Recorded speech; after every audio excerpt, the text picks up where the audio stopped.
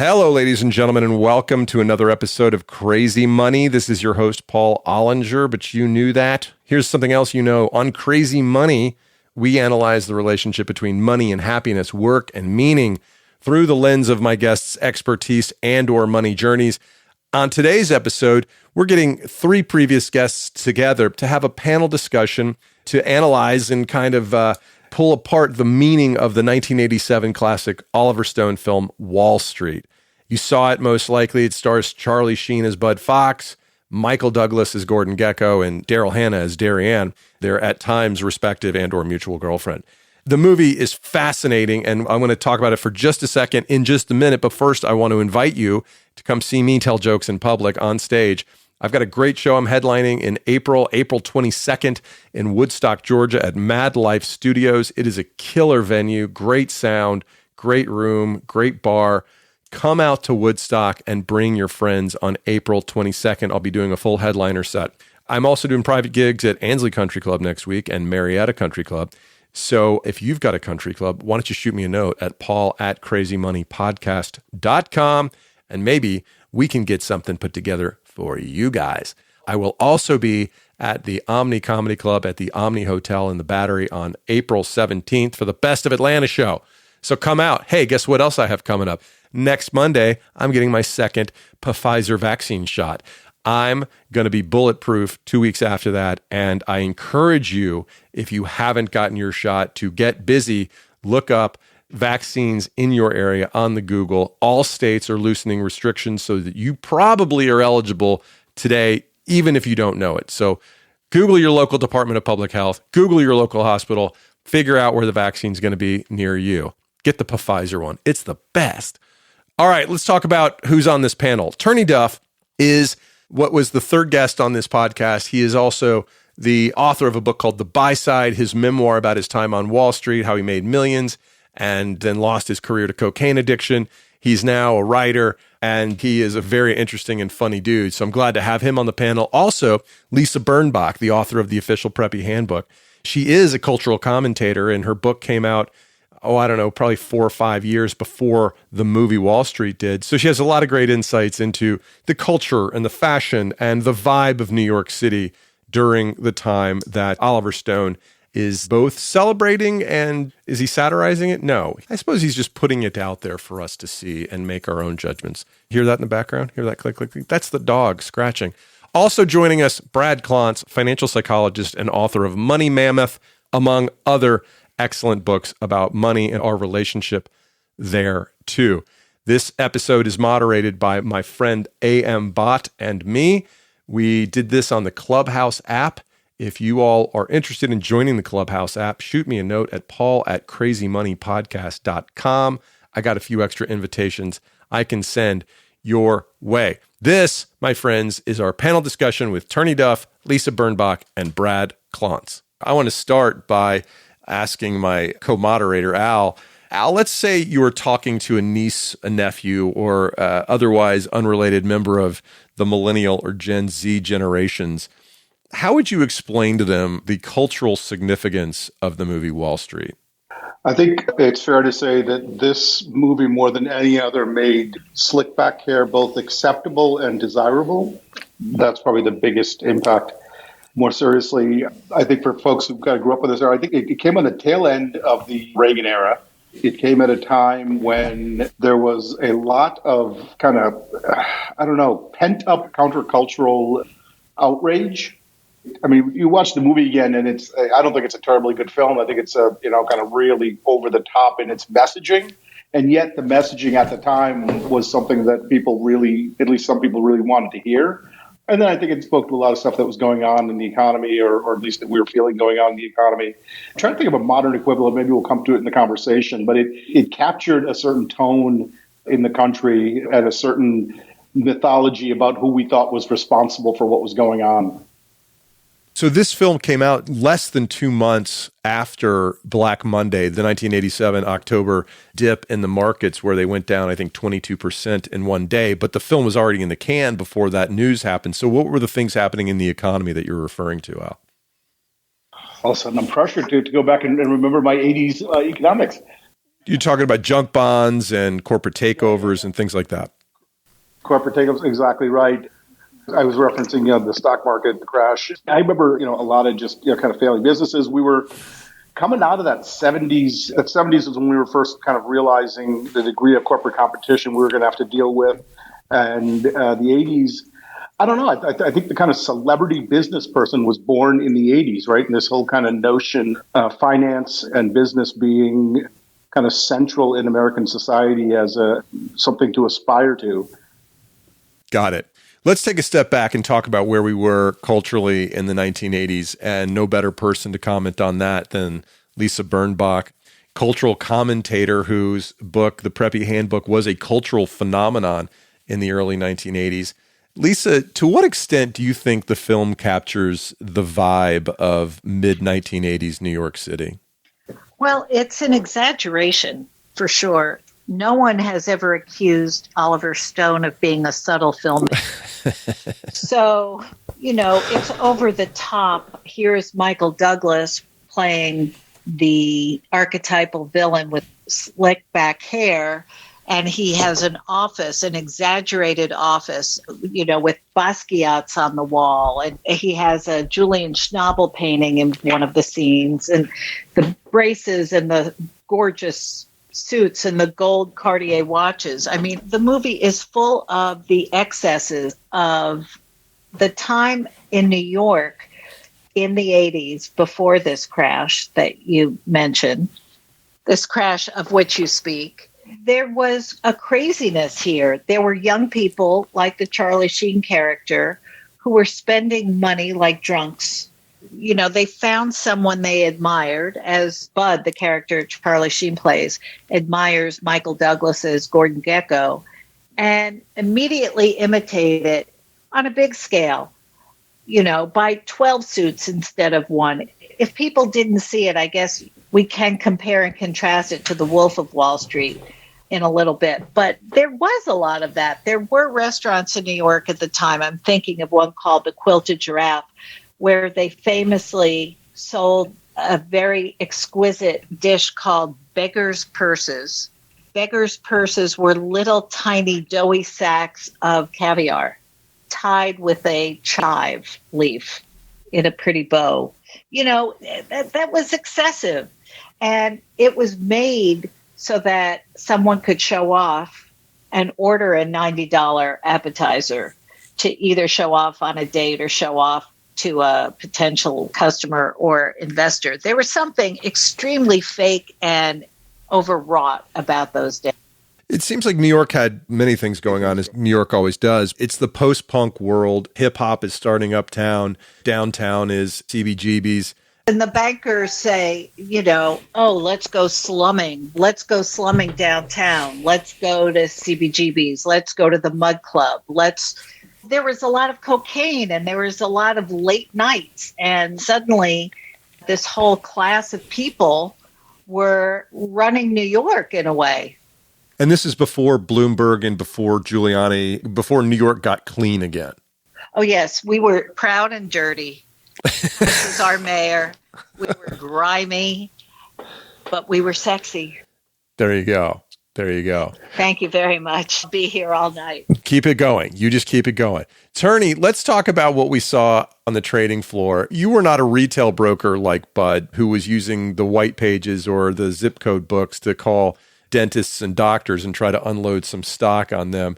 But to what extent, a caveat also that this was, 7 or 8 years before you started on Wall Street, but to what extent does the trading floor you see in the movie mirror the way the stock market worked at the time? Sure. I started February of 94. Okay. So, and I started Morgan Stanley's private wealth management. So it was high-end retail. So it was literally where Bud Fox was sitting. And it was a really interesting time because it was pre-internet, right? Pre-technology.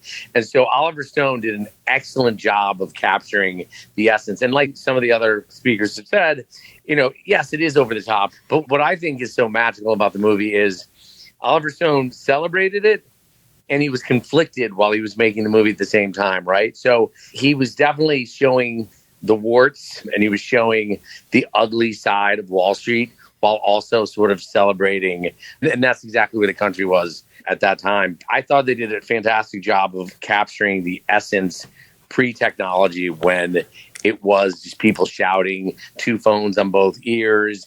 It was like a fraternity house and just people all day taking shots at each other, one-liners. So I thought they did a great job with that. Lisa was kind enough to mention cocaine, with which you had a little bit of experience. Well, I actually still wanted to jump on Lisa's comment. So I went through a caviar phase, and I have to tell you, and I'm being completely honest, ordering caviar was so much more fun than eating it, right? So there was just some high associated with ordering some obscene amount of food. But yeah, cocaine was very prevalent in my story and on Wall Street. And I thought they did a good job where, Lisa mentioned The Wolf of Wall Street, and that was just like so over the top. It wasn't realistic. But in Wall Street, I thought they did a good job in terms of it was there. And there were scenes where I felt like it was there, but we're not seeing it. But Wall Street and cocaine have been definitely linked. But, it's not the kind of thing where everybody on Wall Street does cocaine. It's not like that. But can you explain briefly why there's so much cocaine and caviar to be consumed when you're working, as you eventually did on the buy side on Wall Street? Sure. I mean, I think Wall Street typically attracts a certain type of personality who likes adrenaline, likes highs. And so whether it's money or expensive things, food, cars, drugs, there's this rush that you get. And so it kind of went hand in hand. And for me, it was the perfect, companion that night. And, I used to say, like when the office lights went out and the city lights came on, like that was my time to shine. And, what better drug than cocaine to get me through the night? And the reason that there's so much flying around is because there's so much money being invested in entertaining people to get the business, right? Yeah. So, I'm in my early 30s. I'm making a really, really good living. I'm making, a couple of $1 million a year, but that isn't even my biggest perk. I work at a hedge fund. I'm the head trader where we pay the street $50 million in commissions, right? So that means there are 30 to 40 men and women, mostly men, who are trying to get a piece of that $50 million pie. And the best way to get a piece of that pie is tell me how good looking I am, how funny I am, take me to Vegas, whatever it is. But that was my ticket. I was giving out $50 million. You have my attention with that. And if I had cocaine, I'd bring it to our party, but I'm... Well, do you know, so sorry, I'm getting off track a little bit, but you know how 420 is synonymous with weed? Yes. So I used to, as AOL Instant Messenger, I am people and I'd be like, meet me at 4:15. And that was my code for cocaine because it's faster than weed. And so they knew if they said, meet me at 4:15, that they were supposed to show up with cocaine in their pocket. Wow. Lots of interesting character things going on there. And as it relates to people's relationship with money and power, Brad Klontz is he is a well-studied expert in the field. Brad, again, for those in the audience, Brad is a financial therapist, the author of several books, including Money Mammoth and Mind Over Money. Brad, you have a background in taking a look at the relationship people form with money in their youth. As you look at the main characters, Bud Fox, played by Charlie Sheen, Gordon Gekko, played by Michael Douglas, and Darrianne, played by Darryl Hannah, how would you characterize each of these characters' relationship to money and what their motivations are?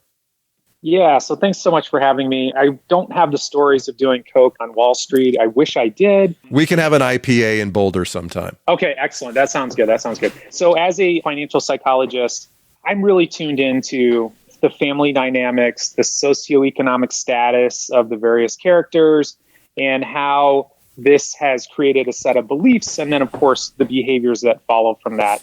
And so, quite obvious, Gordon Gekko is the extreme version of what we call in financial psychology somebody who's really addicted to status around money. And so this is one of the money scripts that we found in our research. Interestingly, we did one study with people who had a net worth about 11 million, compared them to middle-class people, and they were more likely to endorse these types of beliefs. And I'm sure Turney's really going to, this isn't a surprise to him, but where people are really connecting their self-worth, their self-esteem to their status around money. So my self-worth equals my net worth. And so this really gets built into the character. And that's where we are very, very focused on how other people are perceiving us. So we want to, of course, dress very well. We want to show off, that kind of thing. So Gordon Gekko is just the classic extreme example, like very extreme example of that addiction to status and everything that money can provide us.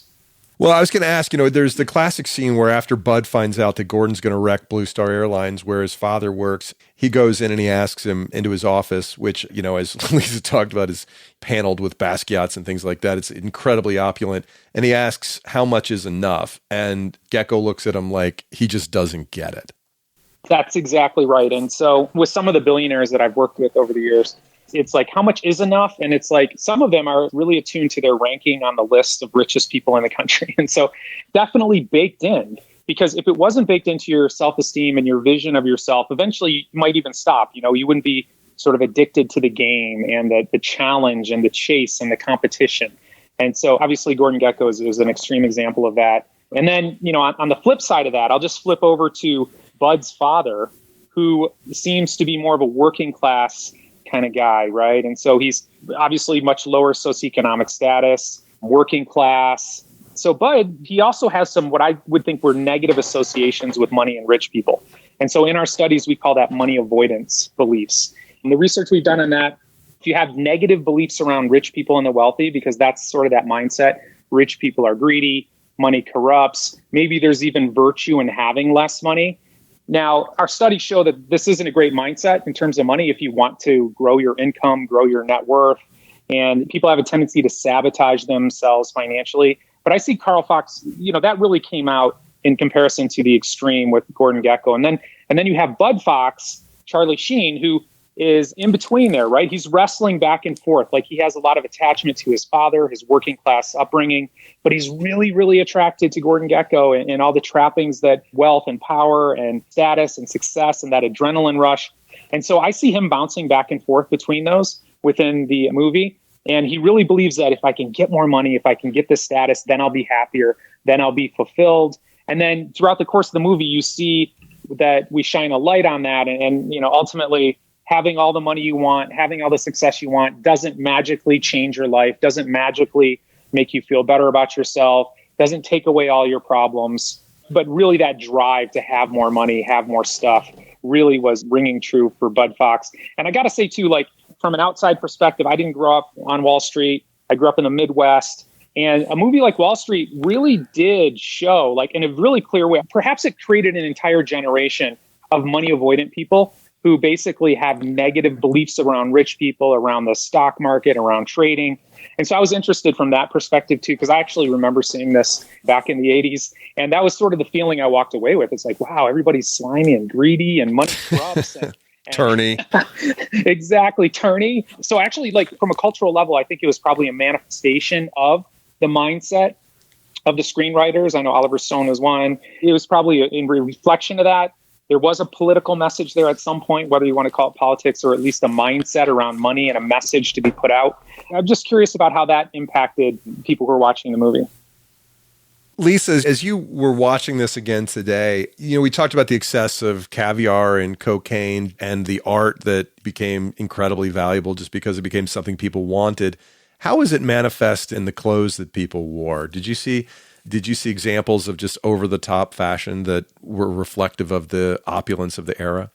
Well, yes. As I pointed out earlier, the gold watches were everywhere. They were blinding. I mean, Michael Douglas wore an unusual amount of gold jewelry. What I loved is he said, they were playing squash at the Yale Club. And then afterwards, he confessed, not bad for a city college guy.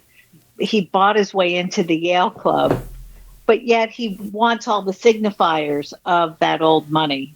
He wants that. He's wearing a signet ring. He's wearing a very exquisite suit. He hates Bud's suit. Bud's suit is okay, Bud had said to his dad, $50K doesn't get you to first base in the Big Apple, 40% in taxes, $15,000 in rent, blah, blah, blah. I need good suits for $400 a piece, which would be like $1,100 in today's. So that's not a bad suit, not at all, but it's not bespoke, right? Not at all. Yeah, but the vulgarity of the 80s, he got that. there are two women in the movie, I guess three if you count the secretary. There are three women in a movie, and only one of them really has anything to do in the movie. That's Darryl Hannah as this sort of goddess girlfriend that everybody wants, that has slept with Michael Douglas and has been, I don't know, kind of loaned to Charlie Sheen, has been bequeathed to Charlie Sheen. Mm-hmm. Plus, there was a prostitute one night with the cocaine in the limousine. And one on the plane. Oh, yeah, one on the plane, right. You know, the thing is, I have to say this, may make me very unpopular at my first Clubhouse panel. Don't hate me. But the whole thing reminded me of Donald Trump in so many ways. I couldn't stand it. And that's probably why I was so turned off by the movie this time around.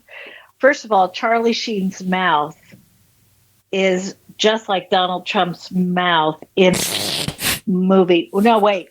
If Trump had, chin lipo, you would not believe how similar their mouths are. Secondly, that vulgar display of expensive stuff. You know what? If you are a great art collector or you're a great stamp collector or wine collector, you really focus on it and you value the chase. It's something you're passionate about. We see the accumulation of goods in this movie, but those goods don't give anybody pleasure. Think about that for a second. There's something, as Dr. Brad just said, there's something about the ethics of the money that needs to be explored, because it was money for money's sake. It was money to show off. It was money to very deliberately build your ladder from one class to the next or the next above that. But, there's also something about people talking about money the way they do in a movie about Wall Street and deals and stuff. That's so brazen. Transactional. Yeah, like money for the sake of money. How much is enough, he asks. There is no such thing as enough.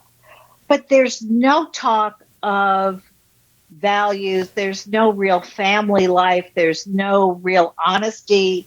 The family that we see, we know the dad is having sex with other people. We know that the family is just a sort of performance now and then. There's something just very, cold about it.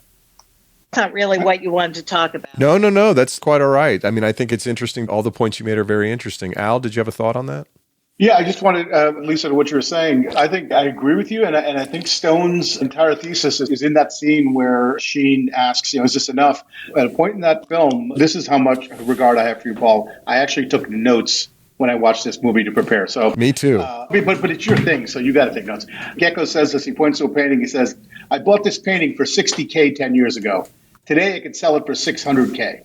The illusion is real. And the more real the illusion becomes, the more people want it. And I think that's the whole thing that Stone is saying. There's this whole life of money, this whole, to your point, all these things that look like they should be enjoyable, that they're all an illusion. But what's happened is we've made the illusion look real. This whole kind of, money can solve everything. The more realer we've made that illusion, the more people want it. And then, it's all empty is kind of obviously what Stone is pointing to. Brad, what are your thoughts on that? There's so much to unpack from this movie. And one thing that really stood out for me, we're talking a little bit about quotes there. Lou Manheim, who was almost sort of the superego of the movie, who's like, hey, there's way too much excess. And he had this one quote that really stood out for me. Money makes you do things you don't want to do. Amen. And yeah, right. And that one really hit me hard hearing that, because, he was talking about how sort of slow and steady wins the race. There's lots of people trying to get rich quick. I saw him as being sort of the conscience, sort of the ethical mindset within the movie, or at least the counterpoint to Gordon Gekko. And I was also really fascinated, too, with that ascent. So looking at it from more of a national perspective, too, given that I wasn't in New York at the time, it seems like those outward displays of wealth seem to be, sort of location specific and within certain groups of people, because the research on ultra wealthy individuals across the country shows actually the opposite. It actually shows that on a statistical basis, for example, the one study we did, there was 1,000 higher net worth individuals. And again, in that category of 11 million in net worth, the average that people were paying for watches was about $800. So it wasn't a $15,000 gold Rolex. And so sort of fascinated with the Main Street versus Wall Street outward displays of wealth, and how do people show that they're wealthy? How do they show that they've made it? And again, real extreme example. It's great to have Turney here to sort of lend credence to, yeah, that's kind of how it was over there within that group of people. I think watches are very regionally specific too. And in certain parts of the country, you walking around with an $800 watch makes you the baller in town, and whereas the watch game in New York City is just, don't even come to me with your entry-level Panerai. Brad, I want to ask you the question, I think probably the question that Oliver Stone gets the most. And Turney, I want to know if this had any influence on how you chose to get to Wall Street. But Oliver Stone is known as a progressive. Some people would call him a socialist. Some people would call him a lot of other things, but his intent was, I believe, to make a morality play about the dangers of greed and excessive consumption.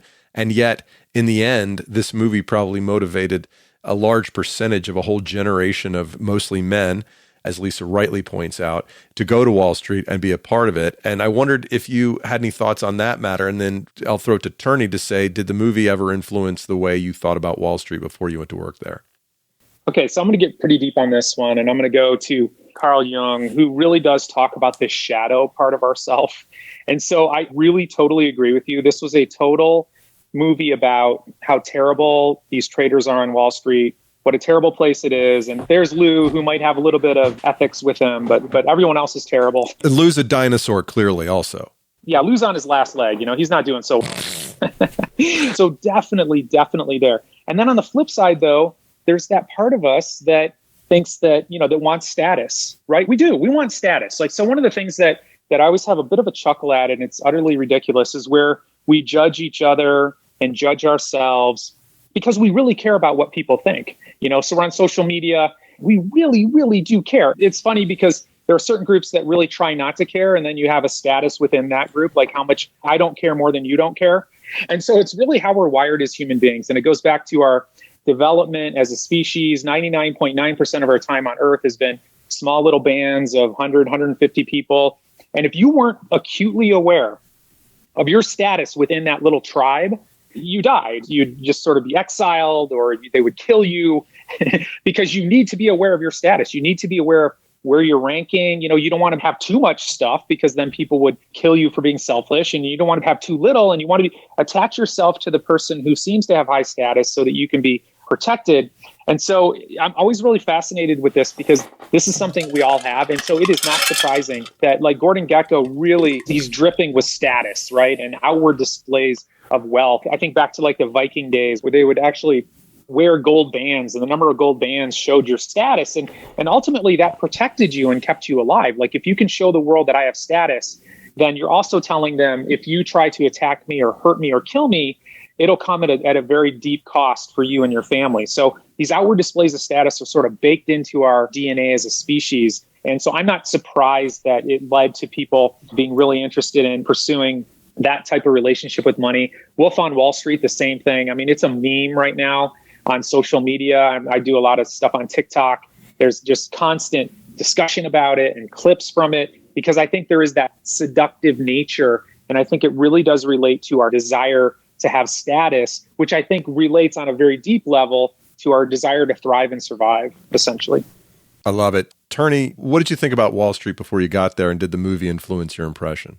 Between that and Liar's Poker, it's where else can, a B student from Ohio University with a 970 SAT score go to make millions of dollars? So it seemed like the best game in town. But, one thing I would like to say is, I'm guessing, I'm making this up, but Gordon Gekko's firm is probably 100 employees, right? 80 of them are good people who go home to families and live normal lives. And then just kind of commenting on what we've kind of all been connecting the dots with. And I did a TED Talk on this. My entire life was kind of predicated on this theory of if then. And so when I was at Morgan Stanley making $22,000 a year, I was saying to my friends at the bar, if I could make $50,000 a year, then all of my problems would go away. And then I was like, if I could get that girl, then I'd be happy. If I got that promotion, then I'd have a career. And when I made $2 million, I was saying, if I could make $3 million, then everything would be perfect. And so it never worked. And it took, 15 years of me sort of chasing this idea of happiness. And it literally took me to stop chasing it before I ever became happy. But it's the kind of thing that is easy to sort of fall into. And you start believing, like Brad mentioned, confusing self-worth with net worth, and you kind of start believing some of this stuff. And it is a very, very slippery slope. And another thing Lisa said, which I found so ironic, the two main female leads have masculine names, right? Sean Young and Darryl Hannah. And so I was just like, literally almost the entire cast seemed like male names. But yeah, the truth of the matter is there are plenty of good people on Wall Street, but the other side of that is also there are plenty of bad. So I think that's a really great point that you made, because this movie, which I observed with great seriousness today, makes it seem that Hal Holbrook, Lou Manheim, is the only decent person on Wall Street. And it's good to know that in real life, there are plenty of nice, good people with good values and so on. I guess I just want to say, and I know that I wasn't called on, but you know how... Please, Lisa, don't ever let it happen again, but please go ahead. Okay. There was a pillow that I used to see in gift shoppies in New York and in Beverly Hills that said, whoever has the most toys wins. And, you'd buy that for your rich friend who has everything else anyway, probably had two of those pillows. There was a consumption that was almost frantic to get the latest thing, to buy the newest thing, to buy, as you said, a starter Panerai. In California, in Los Angeles, the restaurants would display the Bentleys and the Porsches and the whatevers at the outer perimeter so that people coming in would see those cars, and those cars would say, this is a restaurant for those kinds of people, and your Toyota would be parked in the very back. And in New York, since we didn't have cars, it was your watch. Your watch was your car. Your watch were your wheels. Those signifiers of whether it was this brand or that brand told other people that you belonged. And the overall feeling I got in 2021 was of this tremendous insecurity, no one being more insecure, of course, than Gordon Gekko. Yeah, on a very fundamental level, for sure. And no amount of toys that he dies with will ever fill that void inside of him. Correct. I just want to put a quick tag on it because it was mentioned twice, the Hal Holbrook character being the only good, decent, et cetera, on Wall Street. There's almost a throwaway line, but at one point in the office when Sheen's talking to his buddy there, I can't remember his name, but... Marv, thank you, Marv. Yeah. Marv says, he lost all his cash in the 73 crash. So even him is like he was a player, and he got his kind of humility through having lost the race. Wait, I have a question. Why is Sir Larry Wildman considered a bad guy? By association. Because Terrence Stamp always plays bad guys. That's right. It's the snarl. It's the snarl. I mean, the accent. He's doing his job, though. Yeah. He just played a pope. Oh, maybe that's demonstrating your point. Sorry. We've brought Danielle on stage. Danielle, I just want to remind everybody we're recording this, so feel free to ask a question. Hi, yes, thank you for accepting my request to come up. I haven't seen the movie Wall Street. I've seen Wolf of Wall Street, so I'm guessing that it's similar. It sounds like there's a lot of similarities there. And what I've found really interesting, I'm sure there was a line by the main villain where he shouted that greed is good.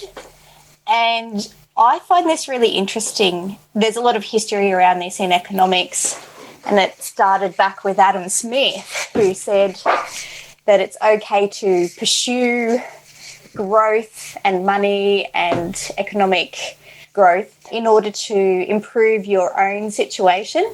It kind of highlights to me the struggle that we have with greed and moving forward, and at what point does it become selfish? And so I'm curious if anybody has any ideas on what are the signs where it's moving away from a healthy striving towards selfishness and over reliance on status. Thanks, Danielle. I think there's two levels of this. One is an economic argument that the most efficient way to operate a company is to maximize shareholder wealth. That I'm not saying that's a non-controversial one. And the other one is more personal, which is at what point does our personal consumption become greed? I'd love to hear from any of the panelists on that. I have a quick comment.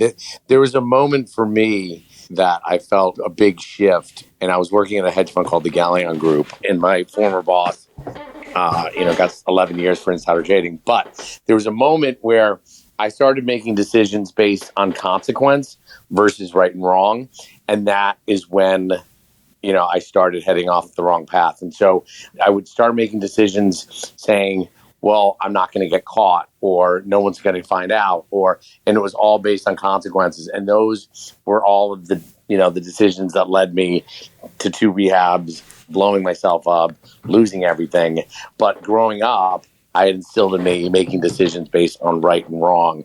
And I think that is a key determinant in sort of greed and being a positive influence to society versus just being greedy. I'll chime in here too. It is human nature to be on that hedonic treadmill. I know you've all heard of that. It's just this Turney illustrated it beautifully, and all the studies show the exact same thing. You ask somebody how much it will take to make them happy, and the end point is always more. It's always higher. I feel like this is part of what, again, sort of has allowed us to survive as a species, right? I was thinking about my own workaholism and all of that, and I traced it back to great grandfather who died in Ireland in a poorhouse. And I feel like, the message is work harder, work harder. It's like a survival type of mentality. And I think that's human nature. We're sort of built to do that. I mean, it helps us evolve. It helps us innovate. And then, of course, the downside, Turney illustrated this again. And I know, Paul, you've talked about this a lot. The problem is that if you actually achieve the goal, if you actually achieve that highest level goal, that's when people start to dip into, they have an existential moment at the very least. It's like, oh, wait a second. I thought this pursuit and achieving this goal was going to somehow change me on the inside or give me that extra sense of happiness. Bud in the movie was thinking this would be the case. And then he hit that existential crisis. It's like, this didn't actually fill this need. This external money is not going to fix this internal, why am I here on earth? What matters to me?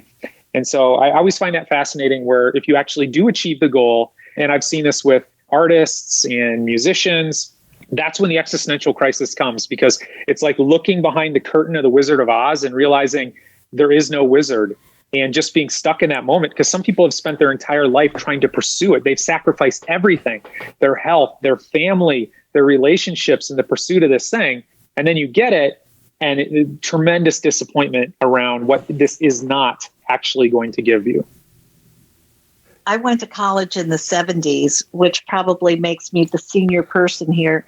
And in the 70s, admitting or even feeling that money was the end of all, that was the point, was not the way we were thinking. What was the goal, Lisa? To do something relevant, to do something of meaning, to make life better in some way. I mean, not so kumbaya, but, certainly not amassing something for oneself. It was much more for the community, for the larger good. I used to try to explain it this way. The way pot was smoked or we called it pot, you'd call it weed, was consumed was in a very communal way. You'd have some and you pass it and pass it and pass it around the room or the concert or wherever you were. And that was the 70s. The 80s was hoarding this white powder, which made you less social and sort of more involved in yourself, whereas marijuana was more fuzzy. You know what I mean? Does that even make sense? And the idea of money for the sake of money was something you would not say. Al, what do you think of that pot versus cocaine dynamic? So I was going to ask a question earlier, and then I'm taking the pod person's going king down and into my question. I was going to ask, are the entrepreneurs of today, the finance folks of the 80s, is the kind of hustle and grind the equivalent of greed is good? Is the biohacking, sleep hacking, diet hacking kind of mindset, this kind of improvement for improvement's sake, the modern version of it? And then that led me to and then when you said cocaine versus marijuana, 70s, 80s, we're now in an era of microdosing, right? I'm weakly surprised by how prevalent microdosing, a variety of drugs, is for the purpose of optimizing performance, optimizing awareness, optimizing aspects of experience. I can see the 70s, 80s, marijuana versus cocaine argument, Lisa. It makes a lot of sense to me, and it just gets me thinking about where we are right now and the drugs of choice now of the ambitious class. Yeah, I love that. The ambitious class. That's very good. That sort of says it all. And ambitious for what? Yeah, I think that's what Stone's asking, right? Jewel, you've been hanging out. Is there something you wanted to throw into the conversation? Yes, thanks, AM. Hi, everyone on the panel. Thanks for bringing me up. Another movie that reminds me of is American Psycho, which also has some relevancy towards 80s finance and decadence as well. The Patrick Bateman character and his comparison with the business card, that scene with Paul Allen, where everybody in the company is comparing business cards. How do you see the Patrick Bateman character in comparison to Gordon Gekko and Bud Fox? Great question, Jewel. Turney, you have any thoughts on that? Patrick Bateman was an incredible character, and it was just so, I think it really symbolized the entire generation of yuppies who, believed that there were no limits and nothing could stop them, no matter what. And so I kind of saw Patrick Bateman more as a symbol and less as a character. It's hard for me to compare them. Gekko didn't murder anybody overtly, right? Very true. It was more of a dark comedy, but I did like the commentary of the contrast. Oh, it's phenomenal. I love it. My favorite part of it was his obsession with Phil Collins.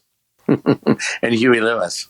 I think he would not be marijuana or cocaine. That's probably meth, right? Is that the proper drug? He's a bit intense. Before we take any more questions, I know we're going to lose Dr. Brad Klontz here on the hour. I can go another few minutes with a few people if there are questions, but I want to say, first of all, thank you, Brad, for joining us. And I ask everybody in the audience to follow Brad. He's a very interesting guy, writes a lot about a lot of important stuff. He's got a great TikTok account. Also, Brad, is there anything else you want to mention before you take your leave? I just really appreciate being a part of this esteemed panel. The last thing I would just throw out there, and if we had another hour, I would love to spend an hour talking about this, but it's the generational wealth stuff, and it's the relationship between Bud and his father and the dynamics therein. And what I saw is Bud trying, so he's trying to be upwardly mobile. He's trying to move up the socioeconomic chain. His dad's more working class. And it's almost like along that process, it's essentially you're trying to move to a new tribe. And that's the feeling. The feeling is like, I'm leaving my tribe, my family. I'm trying to join this new tribe. And you don't know the rules. And I think part of what was happening is he's looking at what's actually happening within that subset of people. And some of it's appalling, but it's attractive. And a big part of the movie was his evolution and his development as a human being, trying to figure out what sort of values do I want to let go of that my father had that perhaps was keeping him stuck in a socioeconomic sense versus what sort of values or approaches should I be adopting that Gordon Gekko is exhibiting. And I saw the movie was an entire struggle for him in his development to figure out what parts do I want to abandon from my father and my family of origin and that working class mindset, and what parts should I adopt from this version of this upper class mindset. And I saw the movie was one big struggle for him trying to figure out who he is in this new socioeconomic class. So with that, I just want to thank everyone for having me be a part of this. Thanks, Brad. We'll see you again soon, hopefully. Anybody else have questions, please go ahead and raise your hand.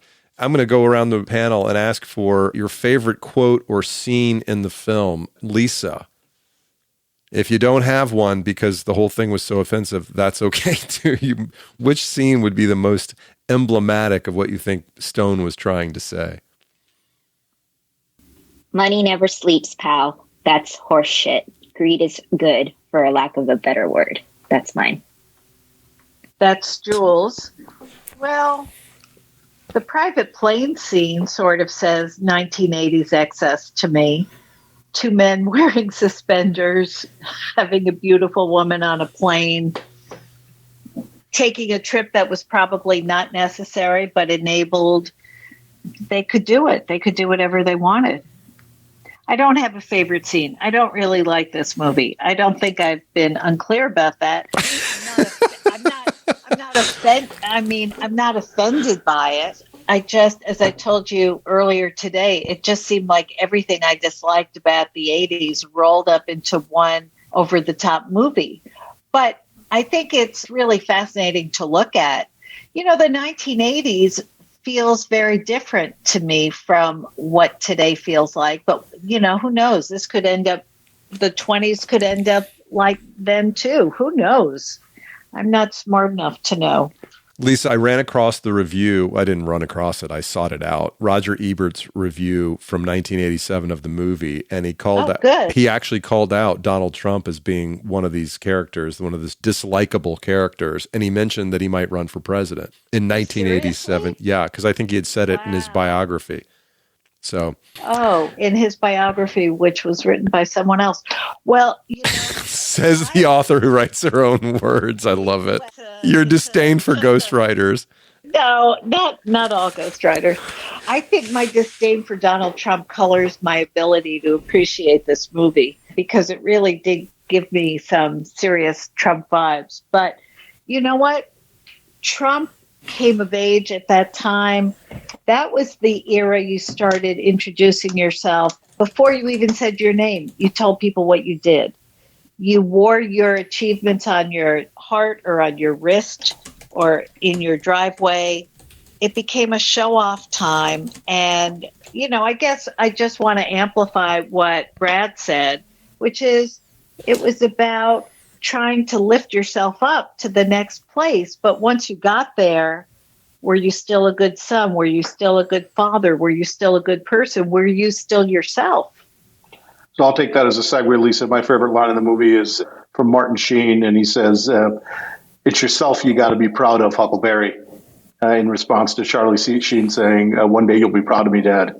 Oh, right. Yes. And then he tells him he's proud of him lying on the hospital bed, and thank God he has the opportunity to say it before he dies. Turney, you got a quality line for us? I don't have a favorite line. You can't say greed is good. Don't say greed is good.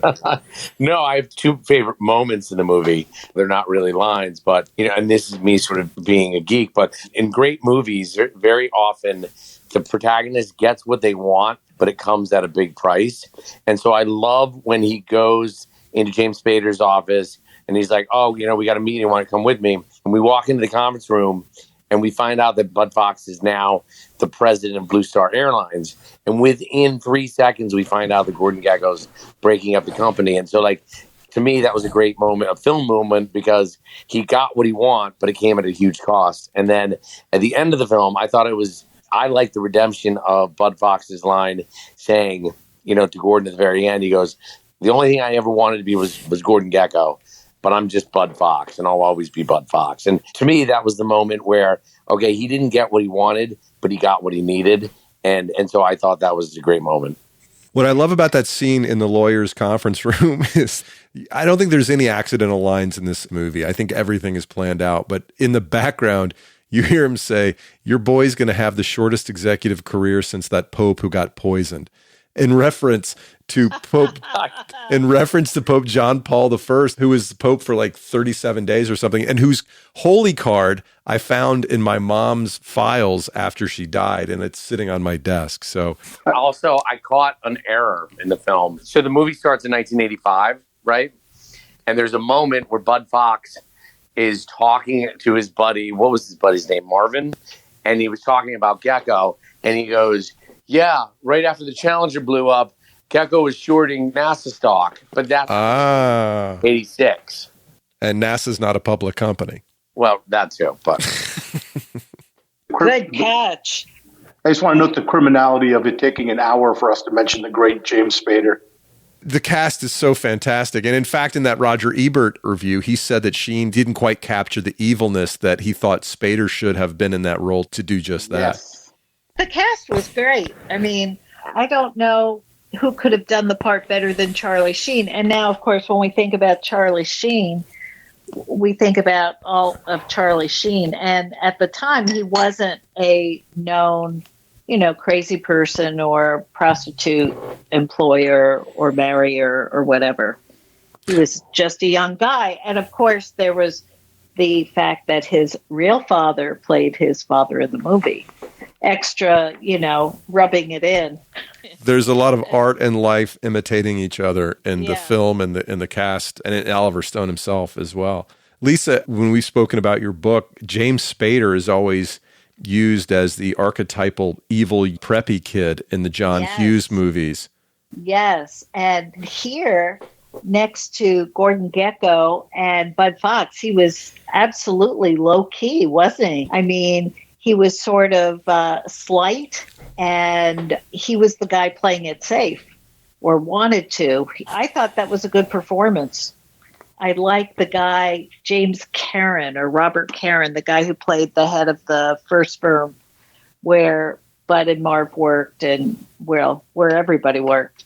But would you explain to me how Bud Fox was working for Gordon Gekko, but yet he was still at his old firm?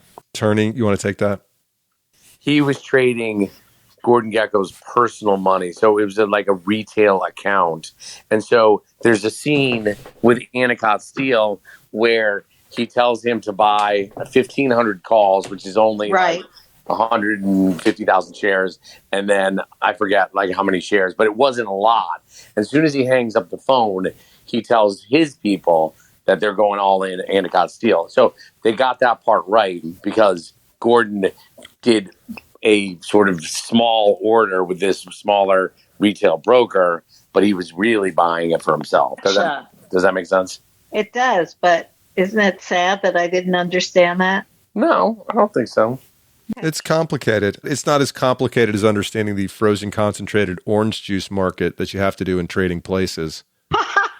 Let's have a panel on that one. Well, I was thinking about what should be next. Trading Places or Pretty in Pink, or maybe I need to have a millennial join us and analyze why I'm fascinated with all these movies from the 1980s. I think the 80s are having a moment, personally. Well, I just want to say thank you again to all the panelists, Turney Duff, Lisa Birnbach, A.M. Bhatt, and the late, great Brad Klontz. He's still alive. He's just not on the panel. And I want to thank all you in the audience for joining today. Please follow all the panelists, follow each other. Before we take off, Turney, Lisa, Al, tell me what's going on in your world and what you're finding to be of value on Clubhouse. I'm being safe and raising my daughter and writing every day. And I'm 11 and a half years sober, so that's good. I'm just trying to be a good person. Clubhouse is relatively new to me, so I'm just dipping my toe in the pool, and we'll see where it takes me. Turney's book is called The Buy Side, and it is a fantastic read. It's funny, it's interesting, it'll rip at you at moments, but it's a really good read. By all means, y'all pick it up. Lisa, what's new for you? Well, I'm still doing my podcast, 5 Things That Make Life Better, which is available wherever podcasts are available. And I get to meet interesting, fun people, smart people every week. And so maybe some of tonight's listeners will check it out. And this is my first event on Clubhouse. So I'm interested to see what people think and whether the reach is, how big it is. I find it fascinating. Thank you for inviting me. Thank you for joining. I look forward to learning on this platform together with people like you. So thanks for your being open to it. Al, what's on your mind as we depart this evening? On the Clubhouse front, I've gotten fairly active on here, and I see a bunch of party hats. Welcome to Clubhouse. Party hats indicate you've been here 7 days or less, so welcome. I run rooms on Thursday in the middle of the day with Joan Ball, who was in the audience a little earlier, and Saturday we're on a 2-part thing. On Thursdays, it is sort of an open discussion, and then Saturday we take that same topic. Actually, we did ambition last week. Thursday, I had an open discussion on ambition, a bunch of people on stage. And then Saturday afternoon, it is kind of one-on-one. So Joan and I bring people up one at a time and kind of work through the topic with them and what's going on in their lives. This week, we're doing disorientation. And then I'm a part of a bunch of philosophy rooms tonight at 10 o'clock, if you can imagine staying up that late to do this. We got a room in one of the clubs on Heidegger's Being and Time. It tends to be a really fun group, bunch of big brains, and I'm in there just basically to make jokes and ask, what does that mean? Finding some good communities on here. Those of you who are new, you got to curate well, but there are some really good corners of this platform. There's a lot of junk too, but a lot of good corners. Beyond that, my friend, I'm just tending to my little nonprofit here, expanding our mission to create access for historically and systemically under-resourced communities to kind of accelerate them into the tech world without carrying any of the Gordon Gekko baggage around who they got to be. I love it. You all probably noticed I used AM and Al interchangeably. Al's an old friend, and AM is an old friend too, just goes by a couple different names. Sometimes AM on Clubhouse, and follow him for sure. He's one of the most interesting and wise people that I know. It's the microdosing that determines what personality I have in a given.